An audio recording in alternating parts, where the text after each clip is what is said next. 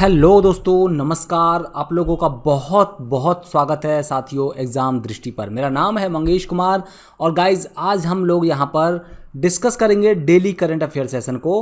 Most important current affairs को मैं आपके सामने लेकर के हाजिर हूँ। डेट है आज की 3 सितंबर 2022। तो 3 सितंबर के इम्पॉर्टेंट करंट अफेयर को हम यहाँ पर डिस्कस करेंगे गाइज।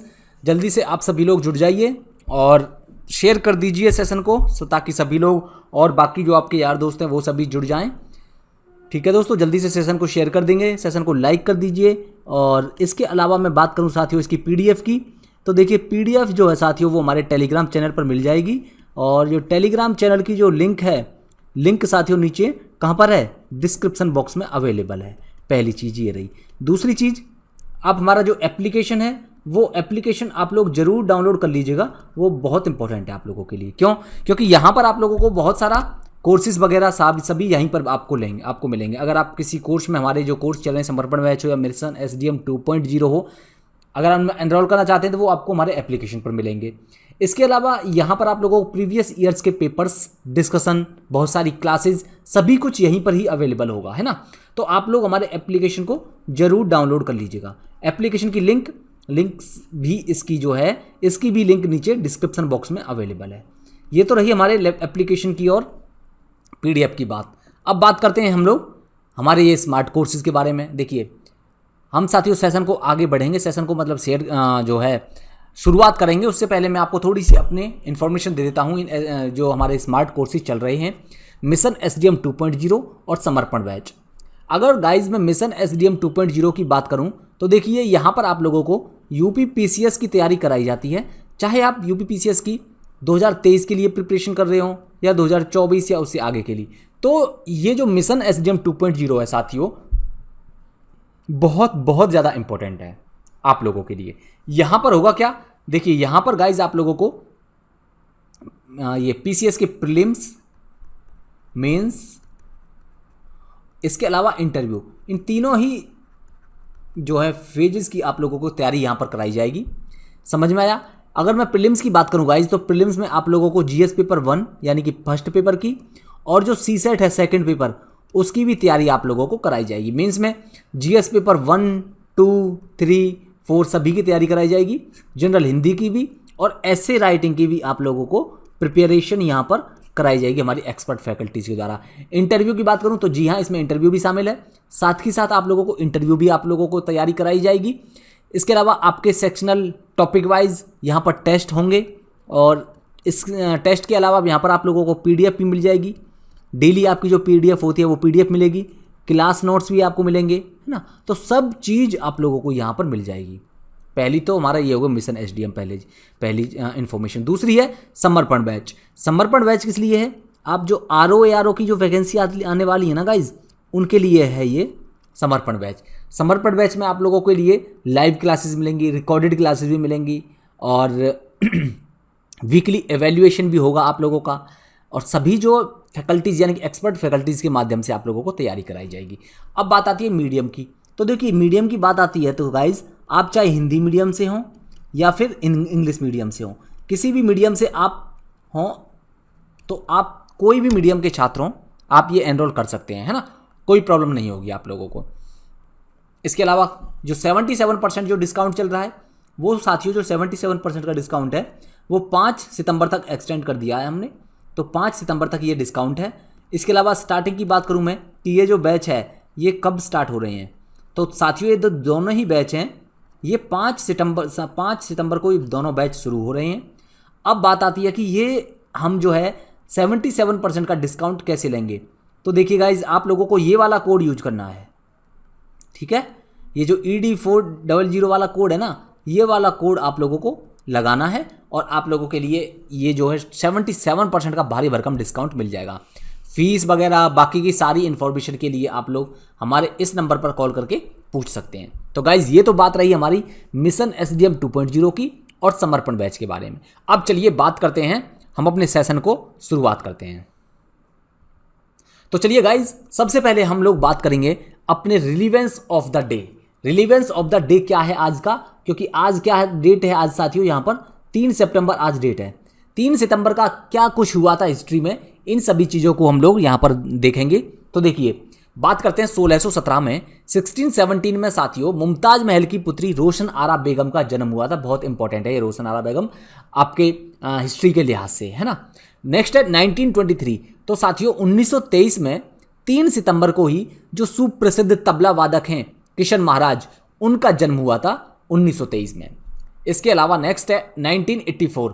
1984 में गाइज 3 सितंबर को ही दक्षिण अफ्रीका ने अपना संविधान स्वीकार किया था, संविधान को अपनाया था। क्योंकि देखिए यहाँ पर रंग भेद की नीति बहुत बड़े पैमाने पर यहाँ पर अंग्रेजों के द्वारा फॉलो की जाती रही थी। उसके बाद में अंग्रेजों को यहाँ से भगाया गया और तब दक्षिण अफ्रीका आज़ाद हुआ था। उन्होंने 1984 में 3 सितंबर को ही अपना संविधान अंगीकार किया था, एक्सेप्ट किया था, स्वीकार किया था, है ना। नेक्स्ट है गाइज 1939।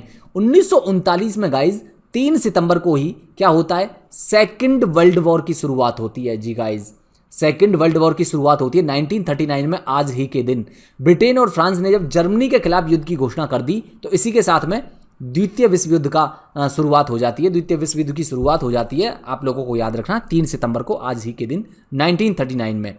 और ये कब तक चलता है, लगातार ये 1945 तक चलता रहता है, 6 वर्ष तक चलता है ये युद्ध। नेक्स्ट है गाइज 1924। 1924 में दोस्तों आज ही के दिन 3 सितंबर को चीन में गृह युद्ध की शुरुआत हुई थी। किसकी शुरुआत हुई थी, गृह युद्ध की। यहाँ पर सिविल वॉर शुरुआत हो गया था चीन में। तो गाइज आज का रिलीवेंस ऑफ द डे यही था, ज़्यादा कुछ नहीं था। तो इसी के साथ में इस रिलीवेंस ऑफ द डे के बाद में चलिए, ये तो था आज का relevance of the day guys. अब हम आगे चलते हैं और अपने सेशन को देखते हैं। देखिए गाइज जो पहला हमारा इंपॉर्टेंट सवाल वो डेज से संबंधित है, क्योंकि जैसा कि आपको पता है हम हमेशा शुरुआत अपने दिवस के अकॉर्डिंग करते हैं, क्योंकि जो दिवस होता है उनको भी डिस्कस करना बहुत ज़रूरी होता है, दिवस, है ना। क्योंकि यहाँ पर सवाल बनते, आप पीसीएस में देख लीजिए उठा करके, यूपी पीसीएस के प्रत्येक एग्जाम में दिवस से एक क्वेश्चन बनता ही बनता है। हम पूछ लेते हैं कि इस दिन कौन सा दिवस मनाया जाता है। तो देखो 5वां जो राष्ट्रीय पोषण माह है, इसका आयोजन कब से कब तक किया जा रहा है गाइस। जो ये सितंबर का जो माह है ना, ये पोषण माह के रूप में मनाया जाता है। तो नेशनल न्यूट्रिशन मंथ जो है 5वां है आपका, जो है ये कौन सा एडिशन है, ध्यान रखना आप लोगों को, 5वां एडिशन है। 1 से 30 सितंबर के बीच में इसको जो है ऑर्गेनाइज किया जा रहा है, आप लोगों को याद रखना है। किसके द्वारा, महिला और बाल विकास मंत्रालय के द्वारा। इसका उद्देश्य क्या है साथियों, इसका उद्देश्य है, देखिए हमारी जो देश की सभी ग्राम पंचायत हैं उनमें पोषण और स्वास्थ्य के बारे में लोगों को जागरूक करना। इसके अलावा इसका जो फोकस है वो है यहाँ पर महिला और स्वास्थ्य और बच्चा और शिक्षा, ये सभी इस पर केंद्रित है। ये इस बार का जो पोषण माह है, और थीम क्या है, इसकी थीम है गाइज महिला और स्वास्थ्य व बच्चा और शिक्षा, ये इसकी थीम है। तो आप लोगों को याद रखना है। यहाँ पर हम लोग इंग्लिश में देख सकते हैं, the ministry of women and child development is organize the 5th national nutrition month 2022। Themes women and health and children and education, ये इसकी थीम है आज की। उद्देश्य है इसका all the gram panchayat of the country aware करना लोगों को अबाउट न्यूट्रिशन एंड हेल्थ। तो ये आप याद रखिएगा। चलते हैं आगे, नेक्स्ट हम बात कर लेते हैं और इन चीज़ के बारे में, इस और जो है इंपॉर्टेंट पॉइंट्स हैं यहाँ पर। देखिए इसके तहत होगा क्या, महिला और बाल विकास मंत्रालय ने ग्राम पंचायत स्तर तक कार्यक्रमों की कुछ श्रृंखलाएं तैयार करी हैं, जिनका उद्देश्य है आम जन के बीच पोषण को लेकर जागरूकता पैदा करना, है ना। एम क्या है इसका, create awareness about nutrition among the general public. और इसके अलावा इसके अपार्ट हम कुछ और चीज़ों की बात करें तो देखिए यहाँ पर आइडेंटिफाई करना है किनको, प्रेग्नेंट्स और लैक्टेटिंग मदर्स को आइडेंटिफाई करना, ताकि उन तक पोषण को पहुंचाया जा सके, न्यूट्रिशन को पहुंचाया जा सके, है ना। तो ये आप लोग याद रखिएगा इन सारी चीज़ों को। ये बात करी हमने पोषण माह के बारे में। अब आगे चलते हैं। ये देखो जो आपने पोषण अभियान का नाम सुना होगा, सरकार हमारी जो सरकार है ना दोस्तों, सरकार नहीं, हमारी जो सरकार है, तो हमारी सरकार ने यानी केंद्र सरकार ने पोषण अभियान शुरू किया था, और इस पोषण अभियान के तहत ही ये पोषण माह ऑर्गेनाइज किया जाता है, पहली बात। दूसरी बात, इस पोषण माह का उद्देश्य क्या है, तो देखिए गाइज इस पोषण माह का उद्देश्य है कुपोषण की समस्या पर प्राथमिकता के आधार पर काबू पाना, और सरकार ने इसके लिए ही ये पोषण 2.0 के तहत जो पोषक तत्व हैं, न्यूट्रिशंस हैं, उनका वितरण करना, लोगों तक पहुंच सुनिश्चित करना और उसके सुदृढ़ परिणाम इसके प्राप्त करना, इस सब पर इसका फोकस है। इसके अलावा कुपोषण के प्रतिरोध की क्षमता भी बढ़ाना इसका उद्देश्य है पोषण अभियान का, आप लोगों को याद रखना है। क्लियर। चलिए तो चलिए हमने ये बात करी पोषण या न्यूट्रिशन मंथ के बारे में। अब बात करते हैं हम लोग अपना जो हमारा नेक्स्ट टॉपिक है वो है डिफेंस। डिफेंस से संबंधित जो सवाल है गाइज, करंट अफेयर का सवाल है वो है स्वदेशी विमान वाहक पोत। ये हमारा जो साथियों इंडिजीनियसली जो डेवलप किया हमने एयरक्राफ्ट करियर, है ना, एयरक्राफ्ट करियर, क्या नाम है इसका, नौसेना को सौंप दिया गया। जैसा कि आप जानते हैं प्रधानमंत्री मोदी ने गाइज अभी केरल की यात्रा पर गए थे, आज मतलब कल ये केरल में कोच्चि, और यहीं पर ही कोच्चि के साथ ही साथियों ये गए मंगलुरु, कर्नाटक के मंगलुरु की यात्रा पर। तो आप लोगों को याद रखना है, इसका सवाल भी है नेक्स्ट मंगलुरु से संबंधित। पहले बात करते हैं स्कोर केरल में जो विजिट रही है इनकी। तो केरल में साथियों कोच्चि में नौसेना को हमारा जो इंडिजीनियसली डेवलप एयरक्राफ्ट करियर है इसको सौंप दिया गया है नौसेना को। तो इसका नाम क्या है, इसका नाम है guys INS Vikrant. Right answer यहाँ पर, तो गाइज यहाँ पर जो राइट आंसर है वो है दोस्तों INS विक्रांत। क्लियर। चलिए इसके बारे में और चीज़ें हम लोग डिस्कस करते हैं। यहाँ पर आप ये आर्टिकल देख सकते हैं, PM मोदी ने भारतीय नौसेना में भारत के पहले स्वदेशी विमान वाहक पोत INS विक्रांत को किया शामिल। कहाँ पर, केरल के कोच्चि में ये सौंपा है, और कोचिन शिपयार्ड लिमिटेड में दिया। ये पहला स्वदेशी विमान वाहक पोत को कमीशन किया गया। आप लोगों को याद रखना ये सारी चीज़ें। अब देखिए हम इस INS विक्रांत की बात करें तो अपने आप में ये महाबली है साथियों, है ना, बहुत बड़ा है ये। 262 मीटर इसकी लंबाई, आप देख सकते हैं यहाँ से लेकर के यहाँ तक ये 262 मीटर इसकी लंबाई है। और इसके बारे में और कुछ देखें, इसकी जो चौड़ाई कितनी है, चौड़ाई साथियों यहाँ से लेकर के और यहाँ तक इसकी जो चौड़ाई है वो 62 मीटर है। और ये जो है 45,000 टन इसमें वजन है। ठीक है, 13 साल में इसको बना करके तैयार किया है भारत सरकार के द्वारा, हमारी जो कंपनीज हैं। और 76% यहाँ स्वदेशी है। उसमें कौन सी मिसाइल इस पर तैनात होगी, तो गाइज इस पर जो ब्रह्मोस इस पर तैनात होगी, है ना। आप लोगों को ये सारी चीज़ें याद रखना है। दूसरी चीज़, किसने इसको बनाया है, तो इसको जो डेवलप किया है साथियों वो कोचीन शिपयार्ड के द्वारा 20,000 करोड़ रुपए की लागत आई है इसको बनाने में। और इससे हमारी नौसेना की ताकत डबल हो जाएगी, है ना। इसके बारे में और चीज़ें बात करें तो समुद्री इतिहास में ये अब तक का भारत के द्वारा निर्मित सबसे बड़ा जहाज है। ये सारी बातें आप लोगों को याद रखना है। लार्जेस्ट शिप एवर, है ना, maritime history of India, 20,000 crore में इसको बिल्ट किया है किसने, कोचीन शिपयार्ड के द्वारा। और ऑफिशियली इंडक्शन कर दिया गया है इस शिप का, और जिसकी वजह से हमारी जो नेवी है वो डबल हो जाएगी। हमारी नेवी की जो स्ट्रेंथ है, ताकत हमारी नेवी की डबल हो जाएगी इसके माध्यम से। कुछ और चीज़ें इस पर क्या क्या तैनात होगा, देखिए इसमें 2300 डिब्बे हैं, 14 डेक हैं इस पर, और 1500 इसमें क्या है, सी वॉरियर्स, यानी कि 1500 योद्धा इस पर तैनात रहेंगे। और कुछ चीज़ें इसके बारे में बात करें तो अब हमारे पास में इंडिया की हमारी नौसेना के पास में विक्रांत को शामिल करने के साथ में 2 एयरक्राफ्ट कैरियर हो गए हैं। कौन कौन से, अभी लेटेस्ट विक्रांत है, और इससे पहले INS विक्रमादित्य भी है। उससे पहले भी 2 थे, मतलब ये 2017 से पहले 2 थे। एक तो INS विक्रमादित्य और दूसरा था INS विराट हमने 2017 में रिटायर कर दिया। तो 2017 से अब तक केवल हमारे पास में एक ही एयरक्राफ्ट कैरियर था, INS विक्रमादित्य। और अब हमने विक्रांत को भी शामिल कर लिया है, तो अब 2 हो गए हैं, एक तो INS विक्रमादित्य और दूसरा INS विक्रांत। ध्यान रखना है ये दोनों ही क्या है, एयरक्राफ्ट कैरियर हैं। इस पर साथियों 30 एयरक्राफ्ट इस पर तैनात होंगे, है ना, 20 लड़ाकू विमान इस पर तैनात होंगे और 10 हेलीकॉप्टर इस पर तैनात होंगे। तो ये आप लोगों को याद रखना, ये सारी इन्फॉर्मेशन हमने इसके बारे में बात करी। कुछ और इन्फॉर्मेशन है इसी के साथ में, प्रधानमंत्री मोदी ने यहाँ पर इंडियन नेवी के लिए नया ध्वज, यानी कि इंडियन नेवी का नया फ्लैग भी अनावरण किया है। और जो इस फ्लैग पे साथियों छत्रपति शिवाजी के प्रति समर्पित है ये। यहाँ पर जो छत्रपति शिवाजी की जो मोहर थी, सील थी, उसको शामिल किया गया है। क्लियर। पहले से पहले इंडियन नेवी के पास में कौन सा फ्लैग था, तो यहाँ आप देख रहे हैं ये इंडियन नेवी का फ्लैग था पहले, जहाँ पर ये हमारा कॉलोनियल एरा को दिखाता है। ब्रिटेन का क्रॉस वाला झंडा था जो है हमारी इंडियन नेवी के पास में। अब हमने अपना नया झंडा दे दिया है। यहाँ पर आप देख सकते हैं ये हमारा ट्राई कलर है और ये नेवी की सील है, ये इंडियन नेवी का फ्लैग है ना। तो ये हमने बात करी सारी। या आप यहाँ देख सकते हैं ये कटिंग PIB की है, ठीक है, PIB, क्योंकि हमारे जो सवाल होते हैं वो PIB पर बेस्ड होते हैं। PIB से ही हम सवाल निकालते हैं, करंट अफेयर निकालते हैं, है ना। तो चलिए आगे अगला सवाल है साथियों हमारा, हाल ही में केंद्र सरकार द्वारा तेजस 2.0 मेगा प्रोजेक्ट को मंजूरी दे दी गई है। तो ये तेजस क्या है साथियों, क्या ये एयरक्राफ्ट कैरियर है, पनडुब्बी है, फाइटर जेट है, या फिर बैलिस्टिक मिसाइल है। तो गाइज ये जो तेजस विमान है क्या है, ये है फाइटर जेट, हल्का लड़ाकू विमान है। आप लोगों को ध्यान रखना है क्या है ये हल्का लड़ाकू विमान है। जैसा कि आप जानते हैं पहले हमारे पास में इंडिया के पास में सेना के पास में तेजस हुआ करता था, तेजस 1 है ना।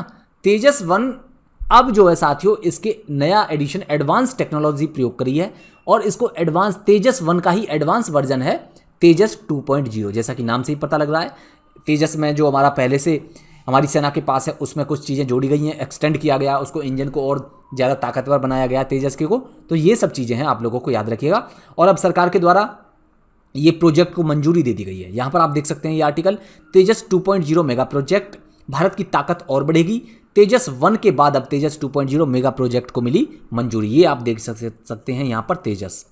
इसके बारे में और चीज़ें हम डिस्कस करें तो देखिए, ये जो तेजस मार्क 2 इसका नाम है, लड़ाकू जेट है ये, और इसके डिजाइन और विकास के लिए सरकार ने 6506,500 करोड़ रुपए की मंजूरी दी है। क्लियर, ये हल्का लड़ाकू विमान है, आप लोगों को याद रखना है। और जो तेजस था हल्का लड़ाकू विमान, उसका एडवांस संस्करण है ये।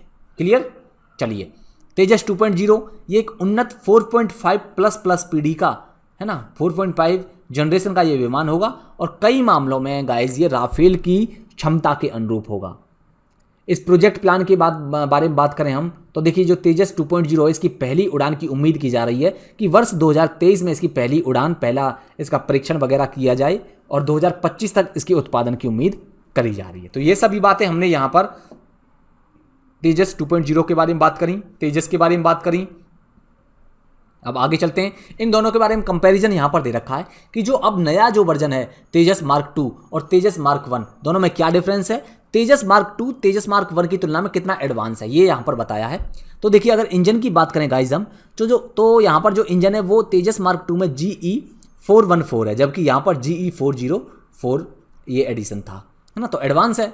19.8 किलो न्यूटन पिक पावर है तेजस मार्क 2 में, जबकि तेजस मार्क 1 में 83 किलो न्यूटन की ये पिक पावर थी। भार क्षमता तेजस मार्क 2 की 4 टन है, जबकि तेजस मार्क 1 की 3 टन थी। रडार AESA रडार है यहाँ पर तेजस मार्क 2 में, जबकि ELTAEL M2032 multi mode radar थी तेजस मार्क 1 में। अब जो है गाइज, तेजस मार्क 2 के आने के बाद में हम जो है मिराज 2000, जगुआर और मिग 29 इन सभी को रिप्लेस कर देंगे तेजस मार्क 2 से। तेजस मार्क 2 बनकर के तैयार हो जाएगा और सेना में इसको शामिल कर लिया जाएगा। जबकि तेजस मार्क 1 जब आया था तो उसके बाद में इसने रिप्लेस किया था मिग 21 को, तो इसको मिग 21 की जगह लाया गया था। क्लियर, ये सारी बातें और डिफरेंस हमने बात करी तेजस मार्क 2 और तेजस मार्क 1 के बारे में। अब हमारा नेक्स्ट सेगमेंट है इकोनॉमी। इकोनॉमी टॉपिक से संबंधित कौन सा सवाल है? सवाल ये है गाइज कि जो चालू वित्त वर्ष है 2022-23, इसकी जो अप्रैल जून माह की जो तिमाही थी, यानी कि पहली तिमाही, उसमें देश की GDP कितने % की दर से बढ़ी? हाल ही में डेटा जारी किया गया है और इसमें बताया गया है कि गाइज जो पहली तिमाही है अप्रैल जून, उसमें देश की GDP ने 13.5% की ग्रोथ रेट दर्शाई है। अब ये GDP क्या होता है गाइज? तो देखिए, अगर मैं बात करूं GDP की, तो देखिए GDP है किसी भी देश की जो भौगोलिक सीमा होती है, उस भौगोलिक सीमा में जितनी भी वस्तुओं और सर्विसेज, सेवाओं का जो उत्पादन हुआ है, यानी कि टोटल वस्तु और सेवाओं के उत्पादन का कुल आर्थिक मूल्य को GDP बोला जाता है। क्लियर सारी बातें? तो ये GDP को आप लोग याद रखिएगा। अब हम आगे चलते हैं, कुल आर्थिक मूल्य इन जब सभी जो एक वर्ष के भीतर जो उत्पादित हुई हैं सेवा और वस्तुएं, उनका कुल आर्थिक मूल्य GDP में शामिल किया जाता है और इसको बोला जाता है GDP। 13.5% की ग्रोथ रेट दर्शाई है अप्रैल जून तिमाही में। यहां पर आप लोग ये आर्टिकल देख सकते हैं, पहली तिमाही में 13.5% की दर से बढ़ी भारतीय अर्थव्यवस्था। और बात करें हम लोग 13.5% के अप्रैल जून क्वार्टर में करंट फाइनेंशियल ईयर में GDP ने ग्रोथ रेट दर्शाई है। और एग्रीकल्चर, फॉरेस्ट्री और फिशरीज सेक्टर्स की बात करें तो यहाँ पर 4.5% की ग्रोथ रेट है पहले क्वार्टर में 2022-23 के लिए। मैन्युफैक्चरिंग सेक्टर्स में जो ग्रोथ रेट हुई है वो 4.8% की, जबकि कंस्ट्रक्शन सेक्टर में 16.8% की ग्रोथ रेट दर्शाई है।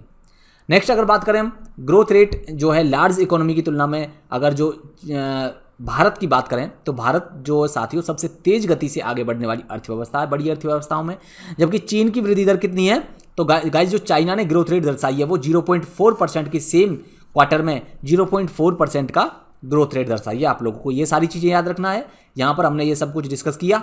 अब आगे चलते हैं। अगला हमारा सवाल है कि मूडीज इन्वेस्टर सर्विस के द्वारा जो डेटा जारी किया गया है उसमें इन्होंने भारत में 2022-23 के लिए भारत के जो आर्थिक विकास का अनुमान इन्होंने पहले बताया था, अब उसको घटा करके कितना प्रतिशत कर दिया है।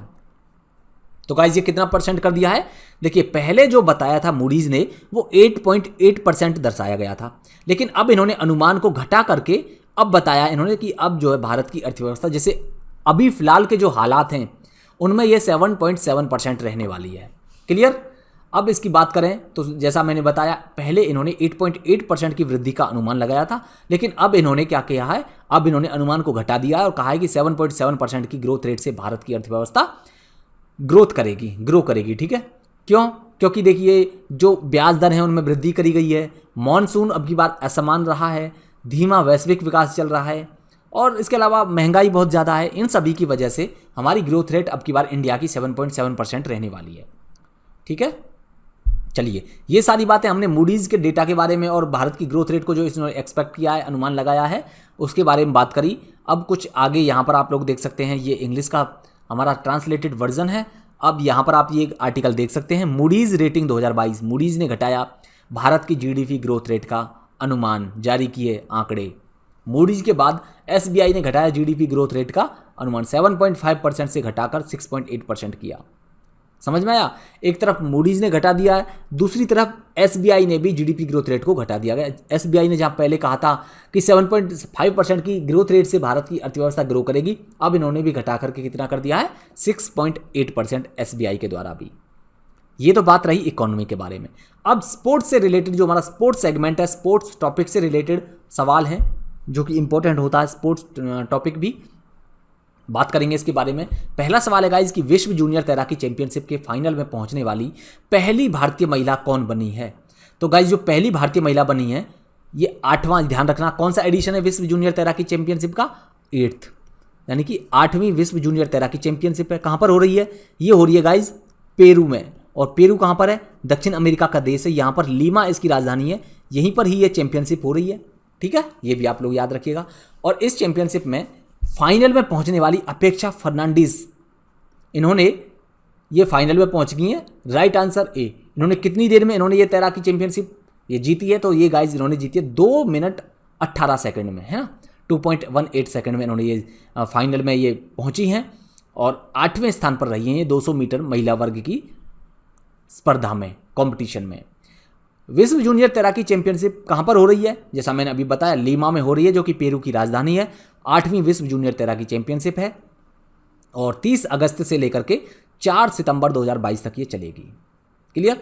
फाइनल में पहुंचने वाली पहली भारतीय महिला कौन बनी है? अपेक्षा फर्नांडीज। तो राइट आंसर इसका ए। और यहाँ पर आप लोग इंग्लिश में देख सकते हैं। ये नेक्स्ट हमारा सवाल है। सवाल क्या, ये आर्टिकल है जिसमें ये बताया गया, न्यूज़ यहाँ पर देख सकते हैं आप लोग कि विश्व जूनियर तैराकी अपेक्षा फर्नांडीज फाइनल में पहुंचने वाली पहली भारतीय महिला बनी। Clear guys? चलिए आगे चलते हैं। यहाँ पर आप लोग साउथ अमेरिका का मैप ये देख सकते हैं। ये साउथ अमेरिका का मैप है। पेरू की लोकेशन के लिए मैंने इसको शामिल किया है क्योंकि पेरू का जिक्र हो रहा है। तो ये पेरू है कंट्री एक, और इसकी जो कैपिटल यहाँ पर है लीमा। इसके बारे में कुछ और चीज़ें, यहीं पर एक झील है साथियों यहाँ पर, और ये झील कौन सी है? पेरू और बोलिविया की सीमा पर ये है टिटिकाका झील, है ना, टिटिकाका। और लैंडलॉक 2 कंट्री हैं, बोलिविया और पराग्वे। इनका नाम आप लोग याद रखिएगा। यहाँ पर ब्राज़ील है। चलिए आगे चलते हैं। ये सारी चीज़ें हमने डिस्कस करी मैपिंग में भी। अब बात करते हैं इंडियन पॉलिटी के बारे में। इंडियन पॉलिटी से जो सवाल है वो गृह मंत्री अमित शाह के द्वारा, अमित शाह के बारे में इन्होंने देखिए एक जो है CAPF यानी कि सेंट्रल आर्म्ड पुलिस फोर्स, केंद्रीय सशस्त्र पुलिस बलों के लिए एक वेब पोर्टल लॉन्च किया है। तो आपसे पूछा इसका नाम क्या है? कौन सा वेब पोर्टल है? गाइज ये जो वेब पोर्टल है यह है ई आवास। क्या होगा इसमें? इसका उद्देश्य है, देखिए जो सशस्त्र पुलिस बलों के लिए जो घर वगैरह, आवास वगैरह जो आवंटन किए जाते हैं ना, उससे संबंधित सारा डेटा यहीं पर प्रोवाइड होगा इस वेब पोर्टल पर, कि इनको कौन सा घर अलॉट करना है, कौन सा क्वार्टर इनको अलॉट करना है या नहीं करना है, कितने दिन में करना होगा, सारा कुछ इन्फॉर्मेशन इनको यहाँ पर मिल जाएगी। क्लियर? और इस ई आवास वेब पोर्टल का शुभारंभ किया गया नई दिल्ली में। क्लियर? यहाँ पर जो क्वार्टर्स, जो इनके क्वार्टर हैं सशस्त्र बलों के लिए जो दिए जाते हैं, उनकी आवंटन प्रक्रिया में पारदर्शिता लाने के उद्देश्य से इसको विकसित किया है। CAPF और असम राइफल्स, इनके जो कर्मी हैं, पात्र कर्मी, जिनको जो पात्र हैं इस यानी कि क्वार्टर इनको अलॉट करने के लिए, उनका ऑनलाइन पंजीकरण इसी वेब पोर्टल के माध्यम से कराया जाएगा। और जो आवंटन किया जाएगा वो इसी वेब पोर्टल के माध्यम से किया जाएगा। इसके अलावा जो तमाम इन्फॉर्मेशन है, जानकारी है, वो इसी यानी कि इन हाउसिंग एलोकेशन से रिलेटेड वो सभी इसी वेब पोर्टल के माध्यम से इनको प्रोवाइड कराई जाएगी। और मैसेजेस वगैरह, SMS वगैरह वो सभी इनको प्रदान कराए जाएंगे।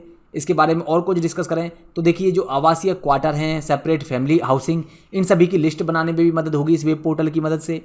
और यहाँ पर क्वार्टरों के निर्माण की योजना भी बनाने में सुविधा मिलेगी।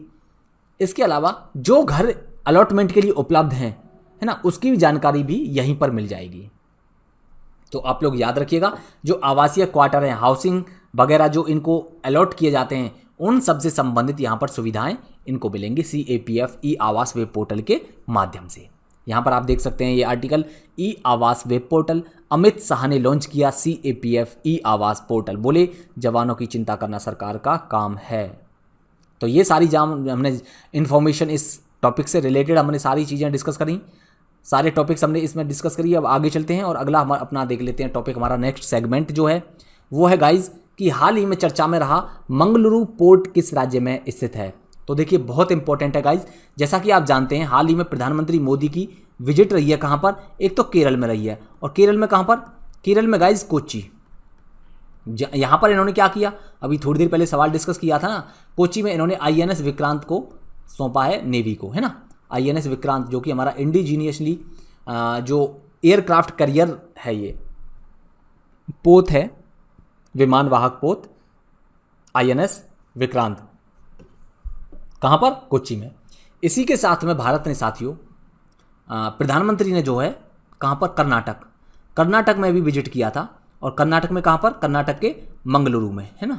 आप लोगों को याद रखना है, कर्नाटक के मंगलुरु में भी विजिट किया था। मंगलुरु में क्या है, मंगलुरु में गाइज पोर्ट है, बहुत ही फेमस बंदरगाह है यहाँ पर। तो इसमें जो इन्होंने यहाँ पर क्या किया है, क्यों विजिट किया था, जो मंगलुरु बंदरगाह यहाँ पर कई सारी परियोजनाओं का शुभारंभ किया है इनके द्वारा। बहुत सारी जो है यहाँ पर प्रोजेक्ट को लॉन्च किया है ना। बहुत ज़्यादा 3700 करोड़ रुपए का यहाँ पर ये जो प्रोजेक्ट लॉन्च किए हैं। क्या क्या होगा, एक तो देखिए यहाँ मंगलुरु जो बंदरगाह है इसका विस्तार करना एक परियोजना शामिल है। दूसरा यहाँ पर जो है गाइज रिफाइनरी की 2 परियोजना शामिल है, उनका भी उद्घाटन किया गया है। जो मंगलुरु रिफाइनरी है ना, इस रिफाइनरी की 2 परियोजनाएं हैं, 2 प्रोजेक्ट, उनको भी प्रधानमंत्री के द्वारा यहाँ पर भी इनका भी शुभारंभ किया गया, उद्घाटन किया गया है। तो मंगलुरु पोर्ट के बारे में आप लोग याद रखिएगा, मंगलुरु पोर्ट इंपॉर्टेंट है। किस राज्य में है ये, तो अब तक आपको पता लग ही गया होगा, हमने डिस्कस भी किया था। कौन से राज्य में है ये, कर्नाटक में, है ना। तो राइट आंसर डी। इसके बारे में और सारी इंपॉर्टेंट इन्फॉर्मेशन अगर हम डिस्कस करें गाइज, तो यहाँ पर आप लोग PIB की कटिंग देख सकते हैं। ये आर्टिकल यहाँ पर आप लोगों को बताया गया है कि विकास परियोजना को शुभारंभ किया गया मैंगलोर में, और जो है इससे हमारे जो भारत की समुद्री ताकत है उसमें बहुत ज़्यादा बढ़ोतरी मिलेगी। 3700 करोड़ 3700 करोड़ रुपए की ये प्रोजेक्ट लॉन्च करी गई हैं बेंगलुरु में। इनका लोकार्पण और शिलान्यास और भूमि पूजन किया गया प्रधानमंत्री मोदी के द्वारा। बेंगलुरु पोर्ट की क्षमता में विस्तार एक तो ये शामिल है। दूसरा, यहाँ पर जो रिफाइनरी और इनके अलग अलग जो अनेक प्रोजेक्ट्स हैं उनका लोकार्पण किया गया है, शिलान्यास भी किया गया है ना। इसका उद्देश्य क्या है, इसका उद्देश्य है गाइस जो हमारे ये मछुआरे साथी हैं उनकी आय बढ़ाने के लिए भी ये प्रोजेक्ट्स लॉन्च किए गए हैं। इसके अलावा कुछ और जो इसके ऑब्जेक्टिव्स की बात करें, इसके एम की टारगेट्स की बात करें, तो व्यापार और कारोबार को बढ़ावा मिलेगा इससे। क्योंकि जब एक बात बताओ, जब मंगलुरु पोर्ट का डेवलपमेंट होगा, मंगलुरु पोर्ट का विस्तार होगा, तो क्या होगा, तो जो है गाइज इनके व्यापार और कारोबार में बढ़ोतरी होगी ना, उद्योगों और ज़्यादा ताकत मिलेगी, ईज ऑफ डूइंग बिजनेस को बल मिलेगा। इसके अलावा जो कर्नाटक के जो मछुआरे और किसान हैं उनसे संबंधित जो 1 डिस्ट्रिक्ट 1 प्रोडक्ट हैं उनको अंतर्राष्ट्रीय बाजार तक पहुंचाने में भी आसानी होगी। क्लियर सारी बातें, तो ये सारी बातों को आप लोग याद रखिएगा। तो चलिए अब हम आगे चलते हैं और अपना जो है बेंगलुरु पोर्ट की लोकेशन को देख लेते हैं। यहाँ पर देखिए ये साथियों हमारे भारत के मेजर सी पोर्ट्स हैं, बेंगलुरु भी उनमें से एक है। सबसे पहले बात करते हैं बेंगलुरु की। तो गाइज ये कर्नाटक है यहाँ पर, और कर्नाटक का एक शहर है मंगलुरु, यहीं पर ही है, तटीय शहर है, यहीं पर है, ये आप देख रहे हैं, ये मंगलुरु बंदरगाह है। कुछ और बंदरगाहों की बात करें तो यहाँ पर ये कांडला बंदरगाह है, ये मुंबई पोर्ट है, और यहाँ पर है जवाहरलाल नेहरू पोर्ट जो कि महाराष्ट्र में है, जबकि कांडला पोर्ट कहाँ पर है, गुजरात में। नेक्स्ट है कोच्चि। कोच्चि बंदरगाह गाइज ये यहाँ पर आप देख सकते हैं, ये कोच्चि बंदरगाह है केरल में, और ये है साथियों यहाँ पर तुतीकोरिन बंदरगाह तमिलनाडु में। चेन्नई बंदरगाह इधर, यहाँ पर चेन्नई, और यहाँ पर देख सकते हैं आप लोग इन्नौर पोर्ट। क्लियर। इसको कामराज एयरपोर्ट भी इसको बोला जाता है। नेक्स्ट है विशाखापट्टनम। विशाखापट्टनम पोर्ट साथियों यहाँ पर है, और यहाँ पर ये विशाखापट्टनम हो गया। इधर काकीनाडा और मछलीपट्टनम पोर्ट्स यहाँ पर हैं। यहाँ पर है नागापट्टनम पोर्ट, इधर है। ये हल्दिया पोर्ट आप यहाँ पर देख सकते हैं, क्लियर। और यहाँ पर आप पोर्ट ब्लेयर को देख सकते हैं। तो चलिए दोस्तों अब आगे चलते हैं। ये सारी चीज़ें हमने बात करी ये सारी चीज़ों के बारे में, और हाँ सब कुछ हो गया। अब आगे चलते हैं, सारी चीज़ों को हमने डिस्कस कर ही लिया है। अब देखिए, अब हमारा जो अगला सवाल है गाइज वो है कि हाल ही में किस राज्य ने 5 वर्षों के लिए इलेक्ट्रिक वाहनों की खरीद को प्रोत्साहन हेतु इलेक्ट्रिक वाहन नीति प्रस्तुत की है। सबसे पहले बात करेंगे ई व्हीकल क्या होते हैं।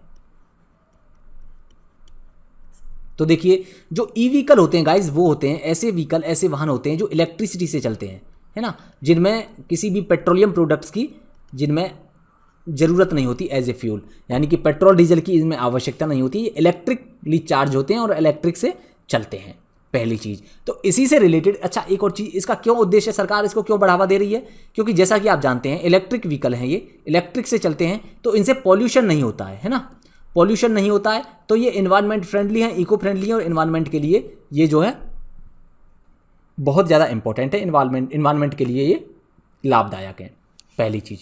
तो इसी से रिलेटेड अभी जो साथियों अब तक 15 राज्य ये नीति बना चुके हैं, और जो राजस्थान है वो 16वां राज्य है। तो राजस्थान ने 5 वर्षों के लिए अपनी ये नीति लाए हैं। क्यों लाए हैं? ताकि लोगों में इलेक्ट्रिक वाहनों के प्रति जागरूक किया जा सके लोगों को, और इलेक्ट्रिक वाहन खरीदने के लिए उनको प्रोत्साहन दिया जा सके। अब प्रोत्साहन क्या मिलेगा इनको प्रोत्साहन मिलेगा सब्सिडी इनको अलाउट की, मतलब सब्सिडी दी जाएगी कि जो भी व्यक्ति जो ये ई वाहन खरीदेंगे इलेक्ट्रिक व्हीकल, उनको अलग अलग वाहनों पर, यानी कि 2 पहिया पर अलग छूट दी जाएगी, कार पर अलग छूट दी जाएगी, और बसों पर अलग तरह की छूट दी जाएगी। तो आप लोग याद रखना है, सब्सिडी या हम कह सकते हैं छूट प्रदान की जाएगी, और ये आंसर है इसका सी। राजस्थान ने ये इलेक्ट्रिक वाहन नीति लेकर के आए हैं। इसके बारे में कुछ और चीज़ें हम डिस्कस करें तो देखिए, यहाँ पर आप देख सकते हैं जो पहला पॉइंट है वो है इलेक्ट्रिक वाहनों की खरीद को प्रोत्साहित करने के लिए इलेक्ट्रिक वाहन नीति प्रस्तुत की है किसने? राजस्थान सरकार ने, है ना। और इसके तहत इलेक्ट्रिक वाहनों की खरीद में योगदान देने के लिए सरकार ने 40 करोड़ रुपए का एक कोष भी बनाया है, और 1 सितंबर 2022 से लेकर के 5 साल की अवधि के लिए इसको लॉन्च किया गया है, इलेक्ट्रिक वाहन नीति को, ई व्हीकल नीति को, राजस्थान सरकार के द्वारा। यहाँ पर आप लोग ये इंग्लिश में देख सकते हैं। और ये आप लोग कुछ और चीज़ें हम इसमें डिस्कस करें तो देखिए, इसमें जो सब्सिडी दी जाएगी वो 2000 से लेकर के 5 लाख रुपए तक अलग अलग व्हीकल्स पर दी जाएगी, है ना। इसके तहत अगर हम साथियों कोई व्यक्ति जो है इलेक्ट्रिक कार खरीदेगा तो इलेक्ट्रिक कार के लिए उसको 30,000 से लेकर के 50,000 रुपये की छूट दी जाएगी, क्लियर, खरीदने पर। अगर कोई सेम टाइम ये जो सब्सिडी का वो कितनी हो जाएगी, अगर कोई बस खरीदता है तो ये बस खरीदा का मतलब कोई भी व्यक्ति अगर बस खरीदेगा इलेक्ट्रिक बस, तो उसको सब्सिडी मिलेगी 5 लाख, यानी कि 5 लाख रुपए की बस पर छूट मिलेगी।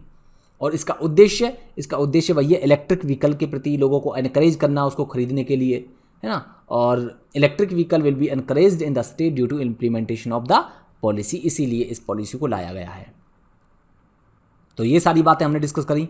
यहाँ पर आप लोग देख सकते हैं ये आर्टिकल, 50,000 से 3 लाख रुपए की प्रोत्साहन राशि दी जाएगी इलेक्ट्रिक व्हीकल्स पर। और पहली बार इसमें कॉमर्शियल व्हीकल्स को शामिल किया गया है, तिपहिया, चौपहिया बस, इन सभी और बसों को शामिल किया गया है इलेक्ट्रिक नीति में। इससे लाभ उठाना चाहिए लोगों को, और ये मतलब इम्पोर्टेंट है ये पॉल्यूशन के लिहाज से, और चूँकि पेट्रोल डीजल की जो दाम है वो बहुत ज़्यादा बढ़ते जा रहे हैं रेट, तो इसके लिहाज से भी ये अच्छे हैं, इलेक्ट्रिक व्हीकल सही हैं, ठीक है। अब ये तो रही डिस्कशन, ये आज का सवाल है। आज का सवाल क्या है ये आप लोगों को आंसर करना है नीचे कमेंट सेक्शन में। क्या सवाल है? सवाल ये है गाइज कि साइंस बिहाइंड सूर्य नमस्कार, जो सूर्य नमस्कार के पीछे साइंस है, इसके बारे में एक पुस्तक लिखी गई है, और आपसे पूछा है कि इस पुस्तक का अनावरण हाल ही में किसके द्वारा किया गया है, ठीक है गाइज। तो ये आंसर करिए आप सभी लोग नीचे कमेंट सेक्शन में, आप सभी लोग आंसर करेंगे। Who has recently unveiled the book titled science behind Surya Namaskar, Surya नमस्कार के पीछे जो साइंस है उसके लिए ये जो पुस्तक है, पुस्तक का नाम ही है ये साइंस बिहाइंड सूर्य नमस्कार। ये पुस्तक का अनावरण किसके द्वारा किया गया, आप सभी लोग आंसर करेंगे जल्दी से नीचे कमेंट सेक्शन में। तो ये हमने आज का सवाल, जिसको आप लोग आंसर करिए नीचे। अब हम क्विक रिवीजन देख लेते हैं गाइज आज का, कि अपने जो कल के जो हमारे सवाल हैं जो हमने डिस्कस किए हैं उनका क्विक रिवीजन देख लेते हैं। क्विक रिवीजन ये है साथियों, थाईलैंड में भारत के अगले राजदूत किसे नियुक्त किया गया है? Who has been appointed as the next ambassador of India to Thailand, और ये नियुक्त किया गया गाइज नागेश। तो ध्यान रखिएगा आप लोग, थाईलैंड के अगले राजदूत कौन होंगे? नागेश सिंह होंगे। Right answer is C, C is the right answer, option C है ना। नेक्स्ट साथियों, किस प्रकार के कैंसर के खिलाफ भारत का पहला टीका क्वाड्रीवैलेंट लॉन्च किया गया है? पहला टीका जो लॉन्च किया गया गाइज वो लॉन्च किया गया है सर्वाइकल कैंसर के लिए। Right answer option C, option C is the right answer. India's first vaccine quadrivalent was launched against which type of cancer? Cervical cancer. Next, हाल ही में साइबर सुरक्षा अभ्यास सिनर्जी का सफलतापूर्वक संचालन किसके द्वारा किया गया है? तो इंग्लिश में भी आप देख सकते हैं, who has successfully conducted the cyber security exercise synergy recently. ये किया गया guys CERT In. CERT In की फुल फॉर्म क्या है? सर्ट इन की जो फुल फॉर्म है गाइज वो है कंप्यूटर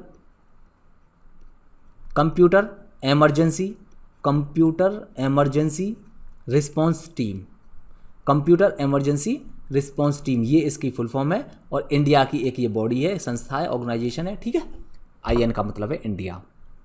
तो आप लोग याद रखिएगा ना, जो सिनर्जी युद्ध अभ्यास नहीं है, साइबर सुरक्षा अभ्यास है, इसको सफलतापूर्वक संचालन किया है सर्ट इन के द्वारा। किसके साथ मिलकर? सिंगापुर की जो ये साइबर सिक्योरिटी एजेंसी है उसके साथ मिलकर की। नेक्स्ट है, हाल ही में केंद्रीय मंत्रिमंडल ने जैव विविधता संरक्षण पर किस देश के साथ एक समझौता ज्ञापन के लिए प्रस्ताव को मंजूरी दी है? तो गाइज केंद्रीय मंत्रिमंडल ने मंजूरी दे दी गई है जैव विविधता संरक्षण के लिए, बायोडाइवर्सिटी कंजर्वेशन के लिए। किसके साथ? नेपाल के साथ। आप लोग याद रखना है, right answer is C, option C is the right answer. Next सवाल है गाइज हमारा, हाल ही में कहां पर होम्योपैथी के गौरव के लिए विश्व स्वास्थ्य शिखर सम्मेलन का पहला संस्करण आयोजित किया गया है? तो गाइज ये किया गया कहां पर? दुबई में। ध्यान रखना आप लोगों को, राइट आंसर इसका डी, दुबई में ये आयोजन किया गया है, पहला संस्करण है इसलिए इंपॉर्टेंट है। Option D is the right answer. Next guys, चर्चा में रही in free fall my experiments with living पुस्तक किसके द्वारा लिखी गई है? तो गाइज ये लिखी गई है मल्लिका साराभाई के द्वारा। इंपॉर्टेंट है ये, मृणालिनी साराभाई जो कि हमारी जो क्लासिकल डांसर हैं उनकी, और जो अंतरिक्ष वैज्ञानिक है, महान अंतरिक्ष वैज्ञानिक विक्रम साराभाई की पुत्री है मल्लिका साराभाई। तो ये सारी बातें आप लोगों को याद रखना है। इनकी पुस्तक का नाम in free fall my experiments with living. Next है, राष्ट्रीय अपराध रिकॉर्ड ब्यूरो NCRB की रिपोर्ट के अनुसार दोपहिया वाहनों से सड़क हादसों में सर्वाधिक मौत किस राज्य में हुई हैं? तो ये हुई हैं गाइज कहां पर? तमिलनाडु में। Right answer option A is the right answer. According to the NCRB national crime records bureau report which state has the highest number of road accident due to two wheelers के कारण highest number of road accident कहां पर हुए हैं? ये हुए हैं guys Tamil Nadu में। तो option A is the right answer. Next guys, which states या union territories has recently launch India's first virtual school for students? तो ये जो पहला वर्चुअल स्कूल लॉन्च किया गया भारत का, वो लॉन्च किया गाइज दिल्ली में। Right answer option B is the right answer. Next है, हाल ही में 50वां शुमंग लीला महोत्सव कहाँ शुरू हुआ है? तो गाइज ये जो शुमंग लीला फेस्टिवल है स्टार्ट हुआ मणिपुर में। Option D is the right answer. और नेक्स्ट हमारा सवाल है, हाल ही में किस देश के पूर्व नेता और नोबेल शांति पुरस्कार विजेता मिखाइल गोर्बाचोव का निधन हो गया? किस देश के हैं मिखाइल गोर्बाचोव? तो गाइज ये मिखाइल गोर्बाचोव जो हैं ये हैं रूस के, रसिया के पूर्व नेता हैं। उस समय सोवियत संघ हुआ करता था रसिया, और उसके ये राष्ट्रपति रहे थे मिखाइल गोर्बाचोव कोल्ड वॉर के समय, आप लोगों को याद रखना है। नेक्स्ट है, हाल ही में ONGC के अंतरिम अध्यक्ष के रूप में किसे नियुक्त किया गया है? तो गाइज जो अंतरिम अध्यक्ष नियुक्त किया गया है वो अलका मित्तल की जगह राजेश कुमार श्रीवास्तव को नियुक्त किया गया। Right answer option B is the right answer. Clear? तो गाइज ये तो थी आज की डिस्कशन। अब हम अपने जो है कोर्सेज के बारे में, ये हमारी इन्फॉर्मेशन, ये हमारे कोर्सेज हैं कुछ, मिशन SDM 2.0 और समर्पण बैच। फ्लैश सेल चल रही है अभी यहाँ पर, 77% का डिस्काउंट चल रहा है। कब तक है ये डिस्काउंट? 5 सितंबर तक है गाइज, ठीक है। 5 सितंबर तक ये डिस्काउंट चल रहा है 77% का। और ये बैच कब से स्टार्ट होंगे?